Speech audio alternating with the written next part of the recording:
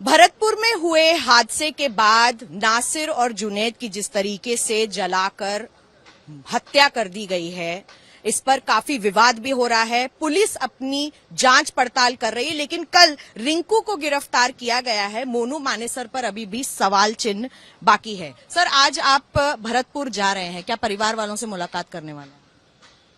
वो हमारी पार्टी के जो राजस्थान के प्रेसिडेंट है जमील खान साहब, वो लोग डिसाइड करेंगे।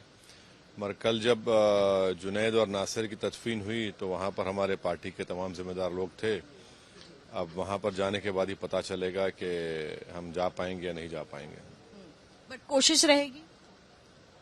नहीं, कोशिश तो है, मगर उससे बढ़कर यह है कि जिस दर्दनाक तरीके से और बर्बरियत के मुजाहरे किए गए उन जुनैद और नासिर को हरियाणा प्रदेश से आकर राजस्थान स्टेट में उनको किडनैप करना, उनको ले जाकर मारना पीटना, और उन्हीं के परिवार के एक इस्माइल जो भाई हैं शायद जुनैद के, उन्होंने ये स्टेटमेंट दिया है मीडिया को कि इतना मारा इन दोनों को कि पुलिस को जाकर दिया ले लो, तो पुलिस ने कहा कि हम नहीं लेंगे।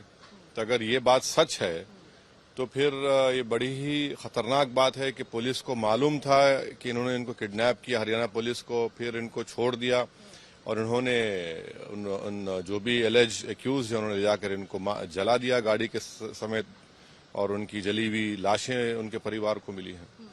पुलिस अथॉरिटीज की इन्वेस्टिगेशन में आपको लग रहा है कि कुछ चूक इस वक्त हो रही है, या फिर क्योंकि ये एक हिंदू संगठन से मिले हुए हैं इसलिए ज्यादा इन पर मैंने मीडिया से कहा कि ये जो 6 लोगों का नाम या 5 लोगों का नाम एफआईआर में आया है, इनको हरियाणा की बीजेपी की सरकार की पूरी पॉलिटिकल सपोर्ट है, और उनका ना सिर्फ पॉलिटिकल सपोर्ट है बल्कि उनको इस बात की इजाजत दे दी गई है कि इस तरह की हरकतें करें।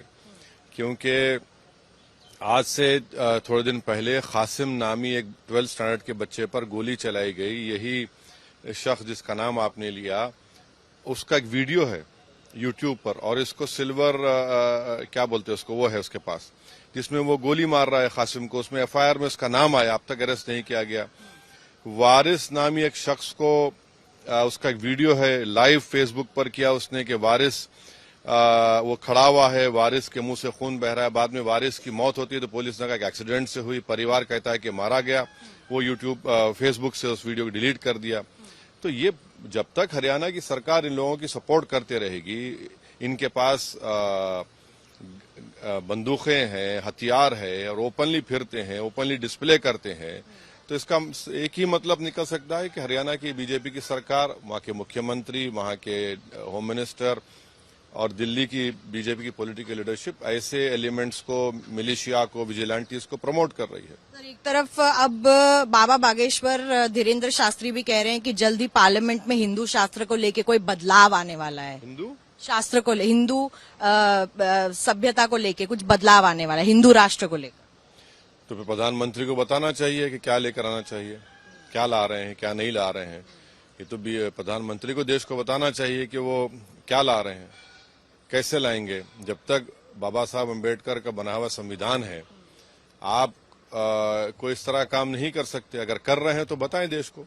साध्वी प्रज्ञा कह रही हैं जैसे वक्फ बोर्ड है वैसे सनातन बोर्ड भी होना चाहिए, ऐसी ऐसी बातें की जा रही है अब इस वक्त। देखिए, मैंने पार्लियामेंट में कहा था कि ये जो भोपाल की एमपी मोहतरमा है, उन्होंने कर्नाटक में जाकर ये कहा कि जो घर में आप चाकू रखते हैं उसको सिर्फ तरकारी काटने के लिए मत रखिए, किसी गले भी काटिए।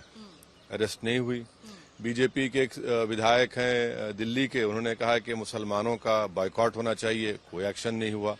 तो इसीलिए कह रहा हूं कि बीजेपी इस तरह के स्टेटमेंट्स, ऑर्गेनाइजेशंस को प्रमोट कर रही है। तो कर्नाटका की आपने बात की, टीपू सुल्तान को लेकर भी वहां पर विवाद हो रहा है। एक तरफ बीजेपी कह रही है कि जो टीपू सुल्तान के समर्थक है, जो उनको सपोर्ट कर रहे हैं, उन्हें जिंदा नहीं रहना चाहिए। तो देश के प्रधानमंत्री को पूछना चाहिए कि अगर मैं टीपू सुल्तान को इसलिए सपोर्ट करता हूं कि टीपू ने अंग्रेजों की गुलामी को कबूल नहीं किया और जामे शहादत नोश फरमाया, तो क्या अगर टीपू का कोई नाम लेगा, जैसा मैं लेता हूं कि आप मार देंगे, तो मार के बताइए, हम मरने के लिए तैयार हैं इस देश के लिए। और जो पहली संविधान की किताब बनाई गई, जो आज भी पार्लियामेंट के लाइब्रेरी में मौजूद है, संविधान बनाने वालों ने और उस वक्त के कॉन्स्टिट्यूंट असेंबली के जिम्मेदारों ने उस किताब में टीपू की फोटो को रखा। अकबर की फोटो है, झांसी की रानी की है, गुरु नानक की है, राम सीता लक्ष्मण की है।